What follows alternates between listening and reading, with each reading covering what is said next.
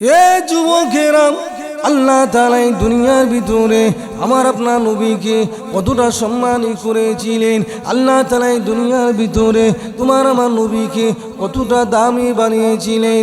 ওই নবীকে আল্লাহ তাআলা এতটা মর্যাদা দিয়েছিলেন, ওই নবীকে আল্লাহ তাআলা এতটা সম্মান করেছিলেন। আমার নবী যদি কোনো বিষয়ে হ্যাঁ বলে দিত, আল্লাহ সেটা হালাল করে দিত। আমার নবী যদি কোনো বিষয়ে না বলে দিত, আল্লাহ সেটা হারাম করে দিত। ওই নবীকে কতটা সম্মান করেছিলেন। ওই নবী একদিন সাহাবা কিরামকে সঙ্গে করে নিয়ে মসজিদে নববীর ভিতরে জোহরের নামাজ আদায় করবেন। এমন সময় ওই নবী সাহাবা কিরামকে লক্ষ্য করে বললেন, ও আমার সাহাবা কিরাম, তোমরা কি দুনিয়ার ভিতরে একজন জান্নাতি মানুষকে দেখতে চাও? তোমরা কি দুনিয়ার ভিতরে একজন আল্লাহওয়ালা মানুষকে দেখতে চাও? আল্লাহর পেয়ারা বান্দাকে দেখতে চাও? সাহাবায়ে কিরাম বলেন, ইয়া রাসূলুল্লাহ, ইয়া হাবিবাল্লাহ, দুনিয়ার মধ্যে কে জান্নাতি কে জাহান্নামী? আপনি যদি তাকে জান্নাতি বলবেন, অবশ্যই আল্লাহ তাকে জান্নাতি করবে। আপনি যদি কাউকে জাহান্নামী বলেন, অবশ্যই সে জাহান্নামে যাবে। আপনার নুরানি জবান থেকে যার জান্নাতি সুসংবাদটা বের হলো যার সম্পর্কে, তার মতো ভাগ্যবান মানুষ তো অবশ্যই আমরা দেখব। এ যুবকেরা, আল্লাহ নবী সাহাবা কিরামকে বললেন, ও আমার সাহাবায়ে কিরাম, এই দুনিয়ার ভিতরে আমার একজন সাহাবী আছে, আল্লাহ তাআলা যাকে অনেক মহব্বত করেন, পছন্দ করেন।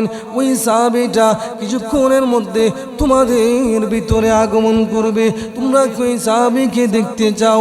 আমি রাসূল বলে দিলাম, ওই সাহাবী জান্নাতি মানুষ। সাহাবায়ে কিরাম আশ্চর্য হয়ে গেলেন, ইয়া রাসূলুল্লাহ, আপনার জবান থেকে বের হয়ে গেছে উনি জান্নাতি, অবশ্যই সে জান্নাতি হবে। জোরে বলুন সুবহানাল্লাহ। আল্লাহ নবী বলেন, অপেক্ষা করো, কিছুক্ষণ পরে আমার আবু যর তোমাদের সামনে আগমন করবে। একটু জোরে বলুন সুবহানাল্লাহ। একটু জোরে হবে না সুবহানাল্লাহ? আল্লাহ নবীর কথাগুলো শুনে সাহাবা কিরাম জিজ্ঞাসা করলেন, ইয়া রাসূলুল্লাহ, ইয়া হাবিবাল্লাহ, ও নবী আমার, এই দুনিয়ার ভিতরে আল্লাহ তাআলা 10 জন সাহাবীকে জান্নাতে টিকিট দিয়েছে। এই দুনিয়ার ভিতরে আল্লাহ তাআলা 5 জন মহিলাকে জান্নাতে টিকিট দিয়েছেন।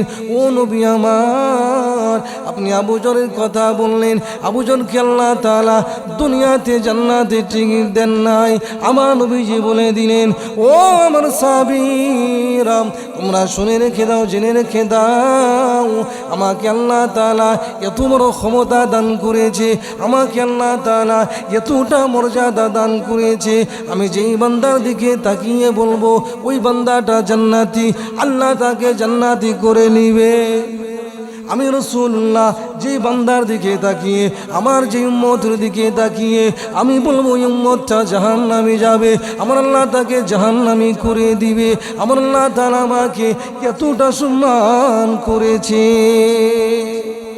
সাহাবায়ে কিরাম বলেন, ইয়া রাসূলুল্লাহ, আবু যরকে আপনি জান্নাতি বললেন, কি এমন গুণ আছে, কি এমন কারণ আছে তার মধ্যে আপনি তাকে জান্নাতি বললেন?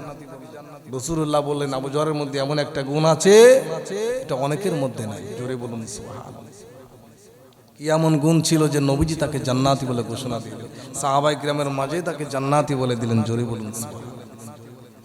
এ নওজোয়ান তরুণেরা, আল্লাহ নবীজি সাহাবা কিরামকে বললেন, ও আমার সাহাবায়ে কিরাম, তোমরা কিছু সময় অপেক্ষা করো, আমার সাহাবী আবু যর আসতেছে।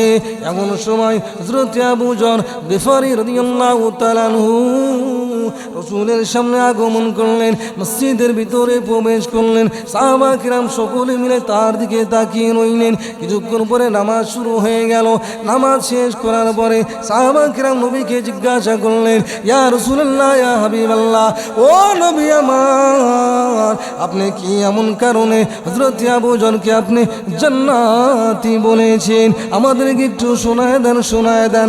আল্লাহ নবীজি বললেন, ও আমার সাহাবায়ে কিরাম, আবু যরের ভিতরে আল্লাহ তাআলা এমন একটা গুণ দিয়েছে, ওই গুণটা অনেকের মধ্যে নাই। সেই গুণটা হলো, আমার আবু যর জিন্দেগিতে কখনো অহংকার করে না। আমার আবু যরের মধ্যে জীবন অহংকার দেখি নাই। এজন্য আমি আমার আবু যরকে আমি জান্নাতি বলে ঘোষণা দিয়েছি। যাকে আমি জান্নাতি বলেছি, আমার আল্লাহ তাকে জান্নাতি বলবেন। জোরে বলুন সুবহানাল্লাহ। এই নবী যাকে জান্নাতি বলবে আল্লাহ তাকে জান্নাতি বলে ঘোষণা করবে। এই জন্য আমার বাবাজিদেরকে বলবো অহংকার কখনো করা যাবে না। অহংকার হলো আল্লাহর গায়ের চাদর।